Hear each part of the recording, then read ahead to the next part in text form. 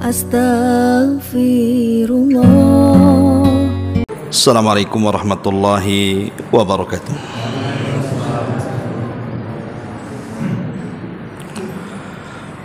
Alhamdulillah wassalatu wassalamu ala Rasulillah wa ala alihi wa sahbihi wa mawalah wa la hawla wa la quwata illa billahi wa ba'du. Alhamdulillah, segala puja dan puji hanya milik Allah subhanahu wa ta'ala. Salawat dan juga salam kita hadiahkan kepada Rasul kita Nabi besar Muhammad sallallahu alaihi wa ala alihi wasallam. Alhamdulillah, di malam ini kembali kita bisa bermuajahah di Tanjung Uban ini. Adapun tema yang kita akan sampaikan di malam hari ini, kita akan membahas tentang lika-liku peristiwa akhir zaman ataupun fitnah-fitnah akhir zaman.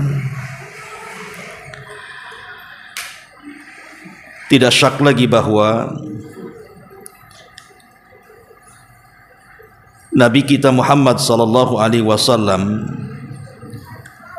adalah nabi yang terakhir, dan itu dinaskan di dalam Al-Qur'anul Karim. Begitu juga sabda Nabi sallallahu alaihi wasallam yang mengatakan la nabiyya ba'di, tidak ada nabi sesudah. Makanya di antara hikmah kenapa seluruh putra-putra Nabi sallallahu alaihi wasallam tidak ada yang hidup sampai dewasa. Semua putra Nabi itu meninggal di waktu bayi. Karena kata para ulama ada dua penyebabnya. Pertama, kebiasaan Nabi atau kebiasaan para Nabi kalau memiliki anak laki-laki, biasanya anaknya jadi Nabi. Contoh, Nabi Daud punya anak Sulaiman jadi Nabi. Nabi Ishak punya anak Yakub jadi Nabi. Nabi Yakub punya anak Yusuf jadi Nabi, dan begitu seterusnya. Nah, kalau seandainya putra-putra Nabi SAW hidup sampai dewasa, dikhawatirkan jadi Nabi. Sementara Rasul sendiri sudah mengatakan tidak ada Nabi sesudah. Dan yang kedua, dikhawatirkan manusia akan menyembahnya, akan terjadi ghulu terhadap orang-orang soleh, apalagi langsung anaknya Nabi yang mengaku cucunya Nabi saja di Indonesia ini banyak yang disembah oleh pengikutnya kan. Ya, kita katakan oknum, sampai ada yang sujud, bahkan bekas langkahnya saja sampai dicium tuh. Padahal sahabat tidak seperti itu juga sama Nabi kan. Dari sini kita tahu bahwa ketika Nabi kita Muhammad sallallahu alaihi wasallam adalah nabi terakhir, secara otomatis berarti umatnya juga umat terakhir. Berarti tidak ada lagi umat setelah kita. Tidak ada lagi umat setelah umat Nabi sallallahu alaihi wasallam. Kalau tidak ada umat lagi setelah umat Rasul, maka sudah kita pastikan bahwa kedekatan hari kiamat antara umat Rasul itu lebih dekat dibandingkan umat sebelumnya. Dan dengan keadilan Allah subhanahu wa ta'ala, Allah subhanahu wa ta'ala tidak membuka peristiwa besar hari kiamat ini datang sekonyong-konyong, tidak, tetapi dimulai dengan tanda-tandanya. Baik tanda-tanda kecil atau disebut dengan alamatus sughra, ataupun tanda-tanda besar yang disebut dengan alamatul kubra. Tentu alamat-alamat ini tidak terjadi begitu saja, Tapi sebelumnya 14 abad yang silam Rasul sudah bersabda akan terjadi ini dan itu. Lah ketika kemudian betul-betul yang disabdakan itu menjadi sebuah kejadian, menandakan bahwa memang dia adalah seorang nabi, ada alamat nubuahnya, di mana seluruh yang diucapkannya itu menjadi sebuah kenyataan. Dan ketika setiap peristiwa di akhir zaman yang Rasul sabdakan dan menjadi sebuah kenyataan, maka itu tanda bagi kita orang yang beriman, berarti semakin dekat kiamat dengan kita. Bahkan ada sebagian para ulama mengatakan tanda-tanda kiamat kecil ini 90% lebih itu sudah terjadi. Hanya 10% kurang saja yang belum terjadi. Tinggal menunggu alamat kiamat yang besar. Lah di antara huru-hara ataupun peristiwa-peristiwa ataupun fitnah-fitnah yang terjadi sebelum tanda-tanda kiamat besar, bahkan sebelum kiamat besar itu sendiri, itu sangat banyak sekali.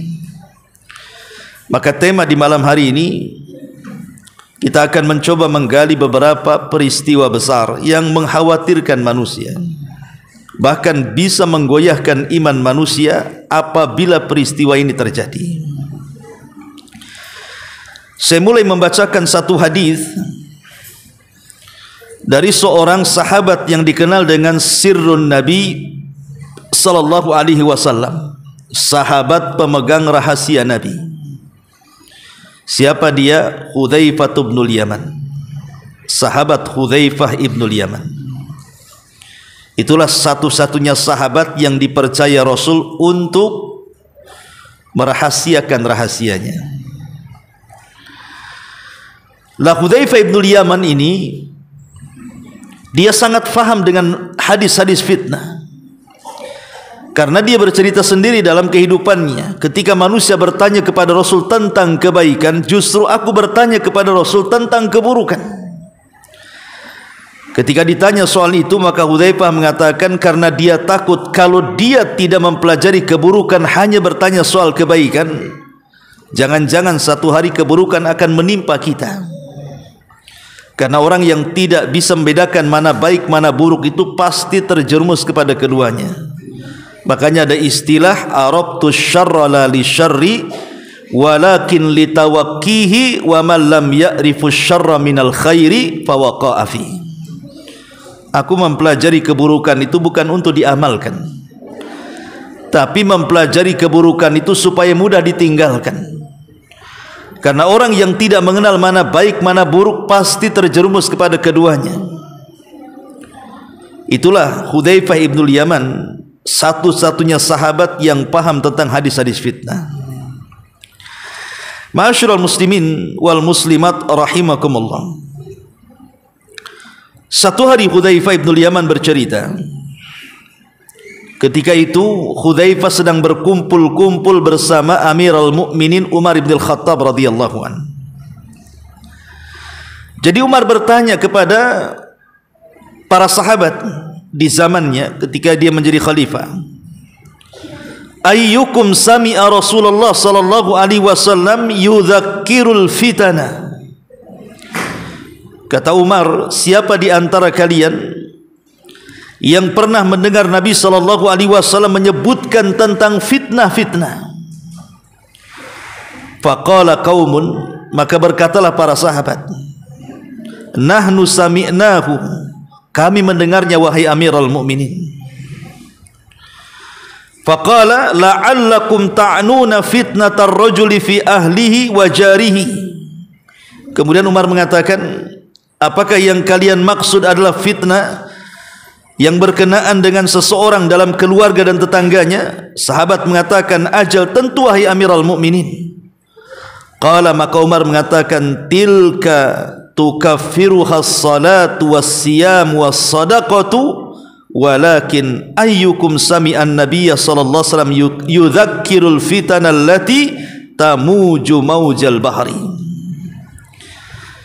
Kata Umar bin Khattab, kalau itu yang kalian maksud, itu bisa digugurkan dengan salat, puasa, sedekah. Yang saya maksud adalah, ada enggak di antara kalian yang mendengar Nabi SAW bersabda tentang fitnah, yang kalau datang fitnah itu bagaikan gelombang lautan dan tidak bisa dihentikan? Itu yang saya maksudkan, kata Umar. Fasakatal kaum, sahabat diam karena tidak ada yang tahu. Fakultu, maka aku katakan, kata Hudzaifah, ana ya amiral mu'minin, saya tahu wahai amiral mu'minin. Maka Umar mengatakan, anta lillahi abuk, kalau begitu demi Allah sebutkan wahai Hudzaifah, demi bapakmu sebutkan. Qala Hudzaifah bin Yaman, maka Hudzaifah mengatakan, sami'tu Rasulullah sallallahu alaihi wasallam yaqulu tu'radul fitan 'alal qulubi kal hasiri 'udan. Kata Hudzaifah bin Yaman, fitnah itu akan dibentangkan kepada kalian seperti seutas tikar yang dianyam seutas demi seutas. Fa ayyu qalbin asyrabaha nukitat fihi nuqtatus sauda, wa ayyu qalbin anqaraha nukitat fihi nuqtatun bayda. Maka hati mana saja yang menelan fitnah begitu saja, maka akan diletakkan titik hitam dalam hatinya. Tapi hati mana saja yang mengingkari fitnah itu, dia tolak fitnah itu masuk ke dalam hatinya, maka akan diletakkan titik putih dalam hatinya. Hatta tasira 'alal qalbaini 'ala abyad mithli as-safai fala tadurruhu fitnatun ma damatis samawati wal ardh wal akhar aswad murbadan kal quzi muzahiyan la ya'rifu ma'rufan wa la yunkiru munkara. Maka ketika itu hati manusia akan terbelah menjadi dua. Ada hati yang berwarna putih sekali, sangat bersih sekali, dan hati itu tidak akan dimadaratkan oleh fitnah selama tegak langit dan bumi. Tapi ada hati yang hitam kelam, laksana gelas yang ditumpahkan, laksana gelas yang dibalik. Ini gelas ini, kalau posisi seperti ini, lubangnya masih ada di atas. Tapi kalau dibalik, itu tidak ada lubangnya di baliknya tuh. Seperti gelas yang dibalik, nggak ada lubangnya tuh. Artinya kalau gelas ini dalam posisi normal, kita bisa masukkan apa saja dia masuk. Maknanya hati ini kalau terbuka, nasihat mudah diterima, hidayah mudah diterima. Tapi kalau hati tertutup seperti gelas yang ditumpahkan itu, mau masuk dari mana hidayah? Ketika itu maka dia tidak akan mengenal yang ma'ruf dan tidak pula mengenal yang mungkar. Illa ma usyriba min hawa, kecuali dia akan mengikuti apapun yang dikehendaki hawa nafsunya. Ma'asyiral muslimin wal muslimat rahimani wa rahimakumullah. Lihatlah hadis ini. Nabi SAW ketika menyebutkan fitnah atas lisan Hudzaifah ini, Nabi mempermisalkan dengan tikar yang dianyam. Kemudian Nabi SAW mengatakan, fitnah ini berkaitan erat dengan hati.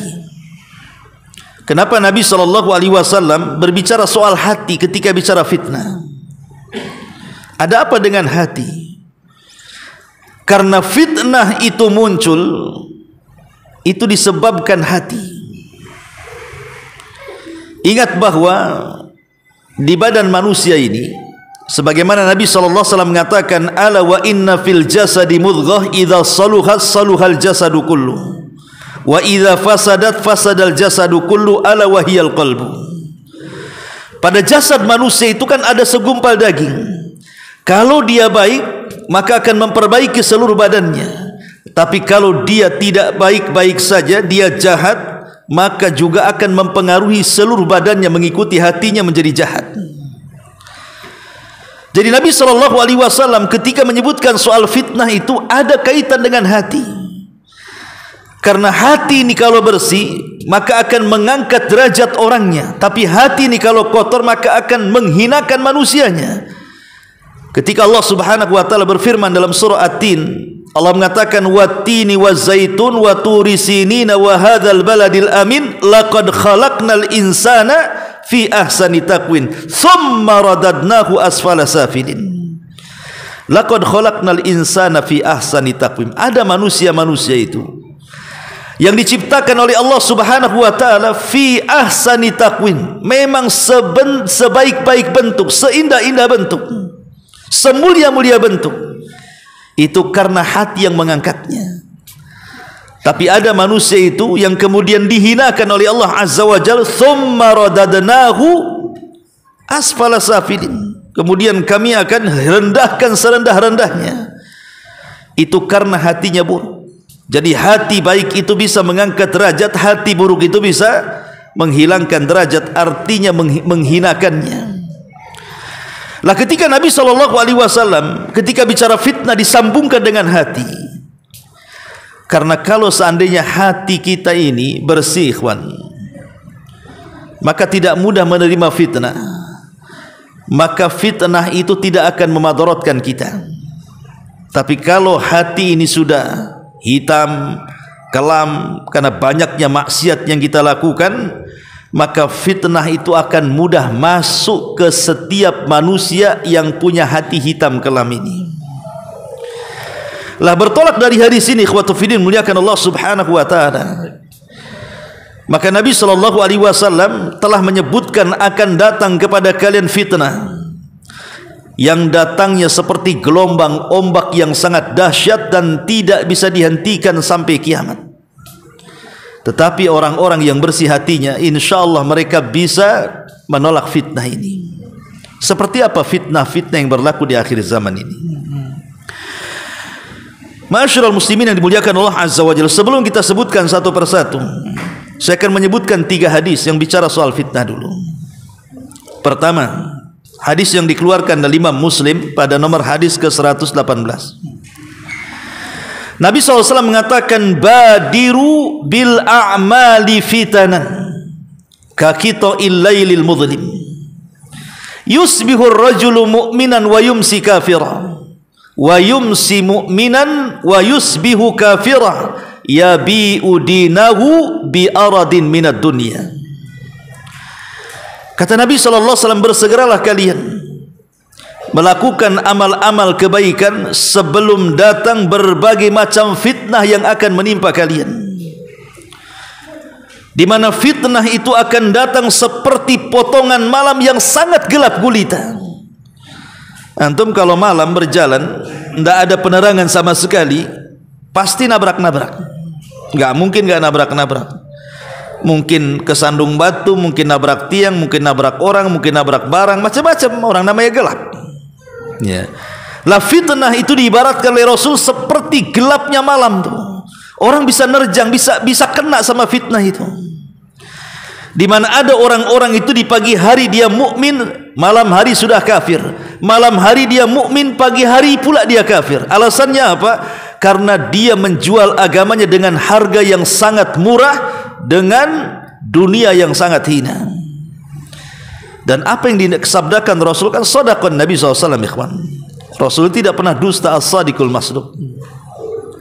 Kita lihat hari ini banyak orang-orang yang kafir tanpa sadar. Sebenarnya dia sudah kafir tapi ngaku muslim. Contoh yang sederhana, orang-orang yang meninggalkan salat. Rasul SAW mengatakan bahwa perbedaan kita dengan orang-orang kafir itu kan di salat. Kemudian Rasul mengatakan, faman tarakaha faqad kafar. Siapa yang meninggalkannya dia bisa kufur.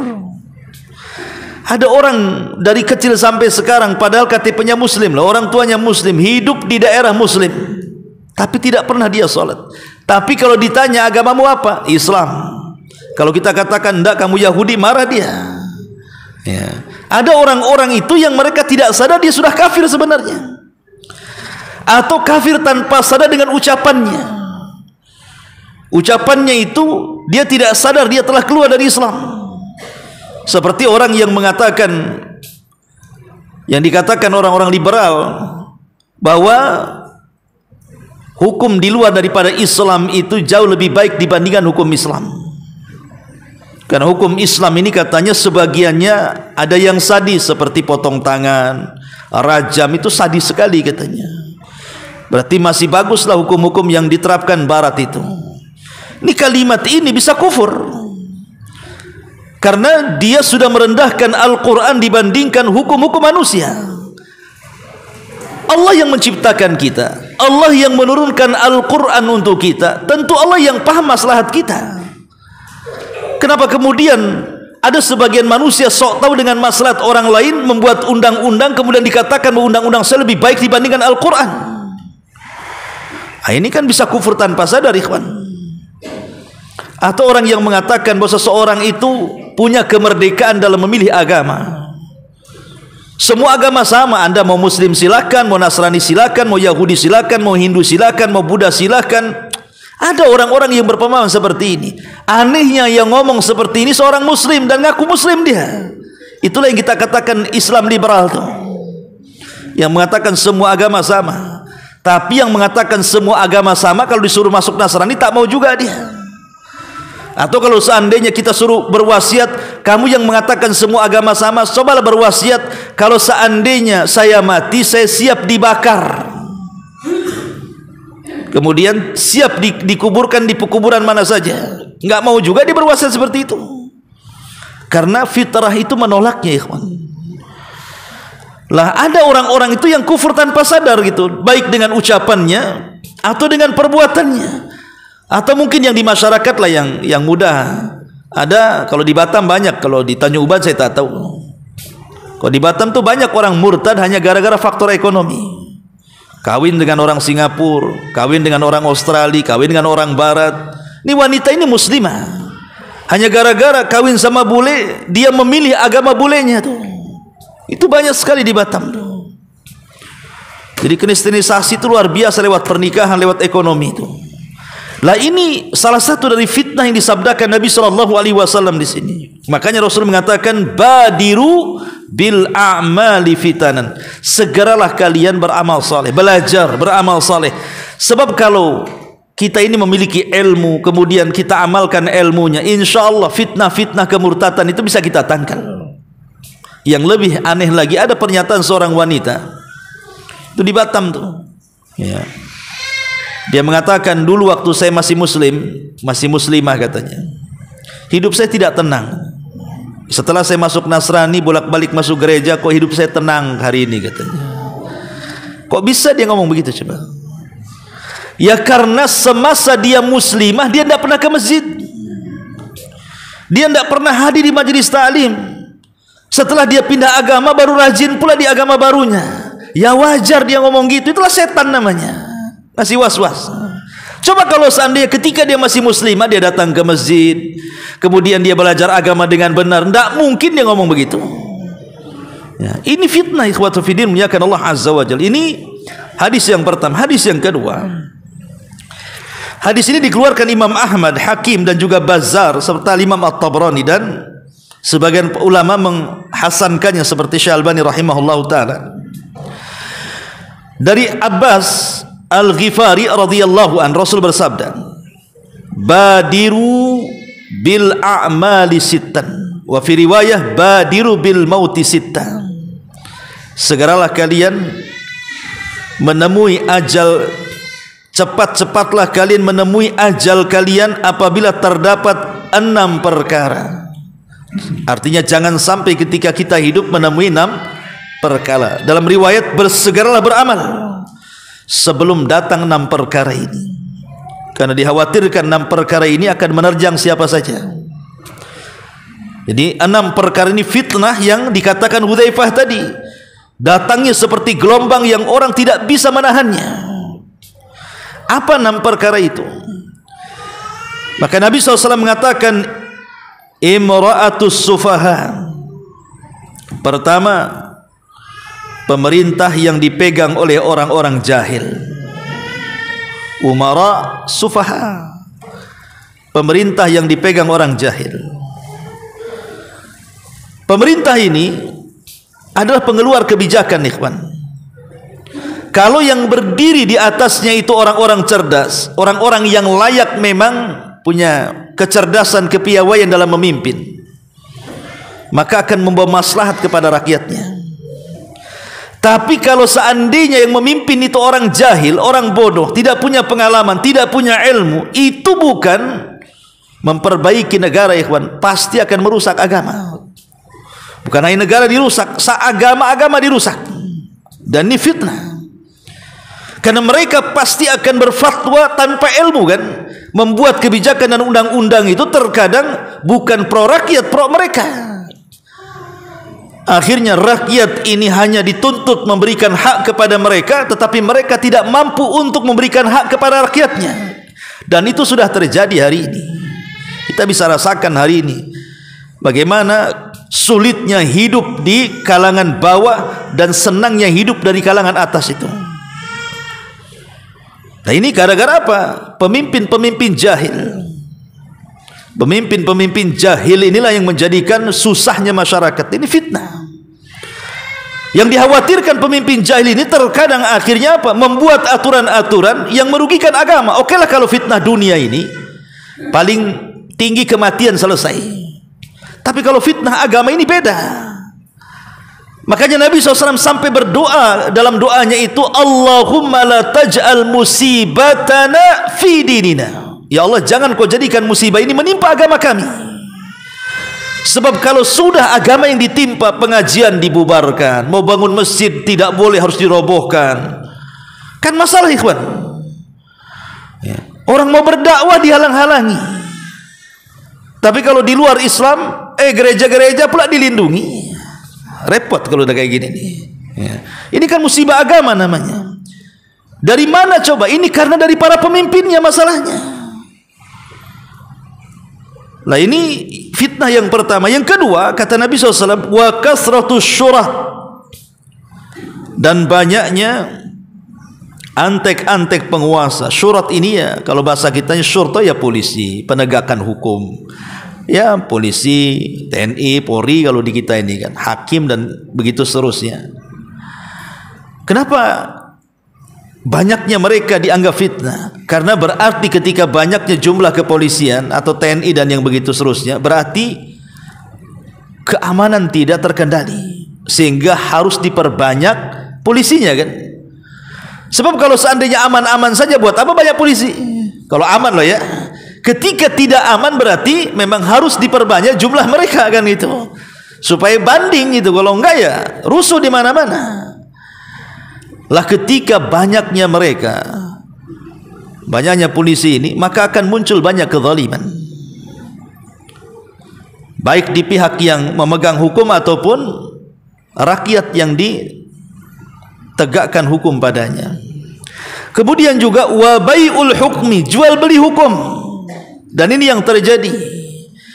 Bagaimana kasus-kasus penyogokan di pengadilan-pengadilan, kan itu, supaya kasusnya dibebaskan, supaya kasusnya diringankan. Kadang orang yang tidak berkasus dibuat kasus. Orang yang tidak bersalah akhirnya disalahkan. Orang yang tidak berhak di penjara dimasukkan ke dalam penjara. Orang yang tidak berhak di hukuman mati akhirnya dihukum mati. Ada orang yang salah tangkap sengaja ditangkap untuk dikorbankan. Nah, itulah jual beli hukum, ikhwan, bahaya. Ini fitnah. Kemudian juga wastighfafan bidam, yang keempat, memudah-mudahkan urusan darah. Dan sekarang yang namanya pembunuhan itu setiap hari saya lihat di YouTube itu, karena sekarang kan orang jarang nonton TV kan, orang paling berita di YouTube sekarang ini. Setiap hari ada orang memberitakan itu orang mati. Entah kena jamret dibunuh, kena rampok dibunuh, entah urusan waris, ahli waris bunuh-bunuhan, entah antar geng dengan geng, geng motor dengan geng motor, entah dengan masyarakat dengan aparat, macam-macam. Ada yang mati karena bunuh diri. Kalau antum ke Batam, di Barelang itu sampai ada spanduk, jangan bunuh diri di sini katanya. Karena banyaknya orang yang loncat di situ. Dan kebanyakan kasusnya gara-gara judi online. Di sana itu sampai besar spanduknya, dilarang bunuh diri di sini katanya. Nggak tahu jembatan sini ada nggak? Kalau jembatan sini cebur nggak mati. Karena di Batam ada yang gagal juga bunuh diri itu. Dia udah nyemplung, rupanya bisa berenang, tak mati, gagal. Akhirnya ditolong sama tim SAR itu. Ada juga yang gagal bunuh diri itu. Jadi ketika mudah dengan urusan darah ini, seperti mamanya bayi-bayi yang mungkin dihasilkan dari perzinahan, karena malu akhirnya ditaruh di tong sampah. Itu di Batam berapa kali kasus itu, bayi ditaruh di kresek, di kardus, ditaruh tong sampah. Pernah juga di daerah Bengkong itu, mana itu ditaruh di pangkalan ojek gitu. Ya, naudzubillah kan itu. Nah ini bentuk fitnah-fitnah akhir zaman. Wa qati'atur rahim. Kemudian banyaknya orang yang memutus tali silaturahim, di mana anak sudah enggak kenal bapaknya, bapak mengusir anaknya, saudara udah enggak kenal saudaranya, musuhan di mana-mana. Ini sudah banyak terjadi. Kemudian wa nash'an yattakhidunal Qur'an mazamir yuqaddimunahu yughannihim wa in kana aqalla minhum fikha. Dan banyaknya orang mengundang para qari, para pakar-pakar Quran diundang untuk membaca Quran, bukan untuk direnungkan bacaannya, hanya dinikmati lagunya. Kan itu yang banyak tuh. Antum datangkan qari, kemudian dia baca Quran, kemudian melengking-lengkinglah suaranya, mendayu-dayu sehingga orang itu bisa menangis. Bukan isi Quran yang ia tadaburi, tetapi lagu yang menyayat hati itu yang meneteskan air mata dia tuh. Akhirnya apa? Ketika selesai ngaji nggak ada pengaruh kan? Apa pengaruhnya selesai ngaji? Yang antum menikmati suaranya. Lain kalau menikmati isinya, pasti akan ada pengaruhnya tuh. Karena Quran itu diturunkan bukan hanya dibaca bacaannya, tapi lebih daripada itu direnungkan isinya. Makanya ada istilah para ulama itu, fahmul hudud khairun min fahmil huruf. Memahami batasan-batasan Al-Quran itu, maksudnya isinya dengan mempelajari tafsir, merenungkannya, itu jauh lebih baik dibandingkan hanya memahami huruf per huruf bacaan Quran saja. Ya bagus orang itu mempelajari tajwid, tahsin dan begitu seterusnya. Karena setiap orang membaca Quran itu walaupun tidak paham maknanya, satu huruf 10 kebaikan. Tapi harusnya lebih daripada itu, Quran itu diturunkan untuk direnungkan, bukan hanya sekedar dibaca. Yang lebih celakanya itu ada orang sudah tidak baca, sudah nggak merenungkan, cukup dibuat kaligrafi, ditempel pula di tembok, nggak diapa-apain, ditempel. Ya. Kadang-kadang banyak pula itu ayat kursi itu, di dapur ada, ruang tengah ada kan itu, ruang tamu ada. Ditanya untuk apa nih ayat kursi? Ngusir setan Ustaz katanya. Setan tidak takut dengan kaligrafi, kawan. Ya. Setan itu takut kalau antum baca ayat kursi. Nah, baru dia takut dia. Kalau dipampang gitu tidak takut setan itu. Apalagi ayat kursinya itu berbelit-belit tak bisa dibaca. Cemana pula setan makin apa ini kaligrafi? Saya pernah masuk ke rumah orang itu nggak bisa dibaca tuh. Ini apa? Setelah orangnya ngomong itu ayat kursi Ustaz, baru ngeh saya. Saking kayak belutnya melintir-lintir itu, saya tidak paham tuh kaligrafi kayak gitu. Ya. Ma'asyiral muslimin yang dimuliakan Allah Subhanahu wa taala, ini hadis yang kedua. Hadis yang ketiga, Nabi SAW mengatakan, hadis ini sebagian ulama melemahkan, tapi ada juga yang menghasankan. Nabi SAW mengatakan dari hadis Abi Hurairah radhiyallahu anhu, dikeluarkan Imam Tirmidzi, nomor hadis ke 2306. Kata Nabi SAW, badiru bil a'mali sab'an. Bersegeralah kalian beramal sebelum datang 7 perkara. Kata Nabi SAW, hal tantadiruna illa faqran munsiyah, au ghinan mutghiyah, au maradan mufsida, au haraman mufannida, au mautan mujhiza, au dajjal fasyarru ghaibun yuntadhar, au sa'atu fasa'atu adha wa amar. Kata Nabi SAW, apakah kalian harus menunggu beramal itu sampai datang kefakiran yang melupakan, atau kekayaan yang melampaui batas, atau sakit yang membuat seseorang terduduk dan tidak bisa bangun, atau pikun yang tidak bisa berakal, atau kematian mendadak, atau dajjal dan itu seburuk-buruk yang dinanti, ataukah hari kiamat yang jauh lebih berat dan lebih sukar, kata Rasul. Apa maknanya hadis ini? Ada orang-orang ikhwatu fiddin ketika diberikan keleluasaan harta oleh Allah, kemudian diingatkan untuk sholat, untuk puasa, untuk baca Quran, hadir di majelis ta'lim, lagunya nanti-nanti, sampai ketika Allah takdirkan kekayaannya hilang, jadilah dia orang fakir, dan kefakiran itu bisa melupakan, ikhwan. Ingat, kefakiran itu bisa melupakan. Ada orang meninggalkan sholat alasannya fakir. Ada orang meninggalkan pengajian alasannya fakir. Kalau kita tanya, akhi, kemana kau tidak hadir di pengajian? Aduh, kalau saya hadir di pengajian, anak saya, istri saya makan apa? Itu alasannya kan. Akhirnya tak ngaji dia. Alasannya itu fakir. Kok nggak nampak di masjid? Itulah, kalau saya ke masjid tak bisa saya ngasih makan anak saya, istri saya. Jadi kefakiran jadi alasan dia tidak beramal. Apa menunggu seperti itu?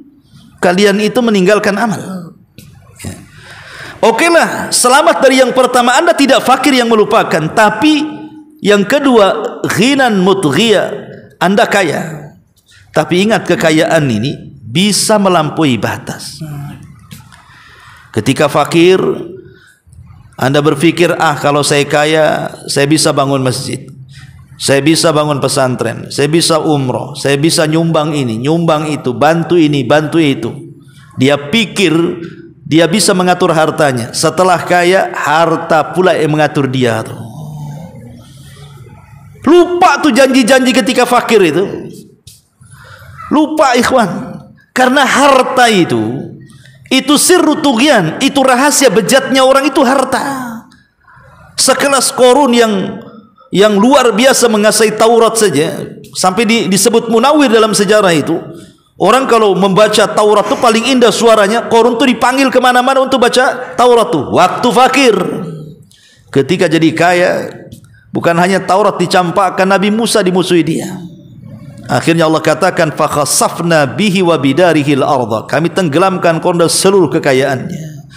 Makanya Allah mengatakan, kalla innal insana la yatgha an ra'ahu staghna. Sekali-kali manusia itu mudah melampaui batas ketika kekayaan dibuka di hadapannya. Karena biasanya kalau masih usahanya belum nyabang, masihlah hadir pengajian seminggu sekali atau sebulan sekali. Nanti kalau sudah ada cabang di Batam gitu kan, kemana kok tak hadir? Aduh, baru buka cabang di Batam. Ya terpaksalah kalau hadir. Nanti buka lagi cabang di mana?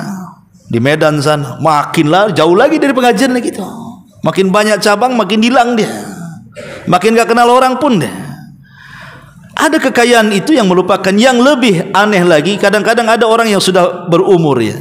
Mungkin umurnya sudah 60-70 tahun. Dia kaya raya. Tapi bukannya berhenti mencari dunia, malah justru di usia-usia itulah produktifnya mengembangkan kekayaannya tuh. Makin sibuk dengan dunia itu malah. Nah itu disebut ghinan mutghiyah. Oke, Anda selamat. Anda tidak fakir yang melupakan, tidak juga kaya yang melampaui batas. Apa Anda selamat dari yang ketiga? Maradhan mufsida, sakit yang membuat Anda terduduk tidak bisa bangun. Stroke, tidak bisa bangun.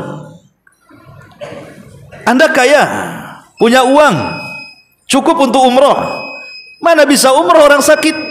Ingin ke pengajian tak bisa, ingin apa-apa tak bisa orang sakit itu, ikhwan.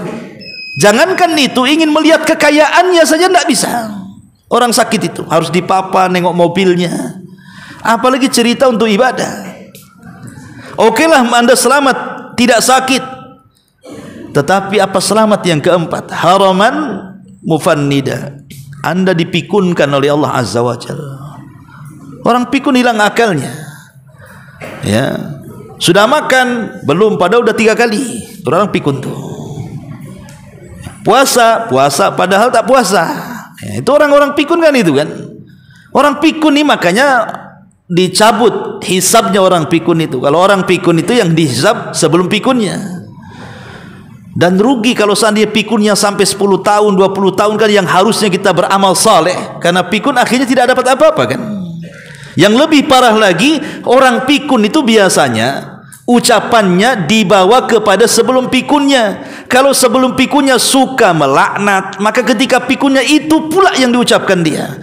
Tapi kalau sebelum pikunnya suka ngaji, suka zikir, maka itu pula yang diucapkan ketika pikunnya tuh. Makanya hati-hati, kita berlindung supaya tidak pikun. Okelah selamat dari pikun. Apa selamat dari yang selanjutnya? Mautan muzhijah, kematian yang mendadak. Dan sekarang tingkat kematian mendadak itu lebih banyak karena banyaknya musibah, banyaknya gempa, banyaknya tsunami, banyaknya angin, banyaknya banjir, musibah macam-macam. Belum lagi jalan raya penuh dengan kendaraan. Tidak ada orang nyangka dia pergi lewat kendaraan itu dia pulang dengan selamat. Tidak ada ya, pasti itu semuanya. Tapi qadarullah, banyak juga yang tidak tahu kematiannya justru di jalan raya, sementara dia tidak tobat. Okelah dia selamat, tidak mati mendadak. Apakah selamat dari yang keenam? Munculnya Dajjal. Dan ingat ketika muncul Dajjal, kata Rasul, jangan sok-sokan. Apabila kalian berjumpa dengan Dajjal, falyan'a anhu, kata Rasul, lebih baik kabur, ambil langkah 1000. Jangan dekat-dekat. Pasti kalau dekat itu jadi pengikutnya. Atau selamat dari Dajjal, apa selamat dari yang terakhir kiamat dibangkitkan? Enggak ada kan selamat kalau sudah kiamat itu. Inilah gambaran-gambaran fitnah ya dalam 3 hadis Nabi sallallahu alaihi wasallam. Taib, karena sudah Isya, kita lanjutkan ba'da Isya. Subhanakallahumma bihamdika asyhadu an la ilaha illa anta astaghfiruka wa atubu ilaik. Allahu ta'ala. Assalamualaikum warahmatullahi wabarakatuh.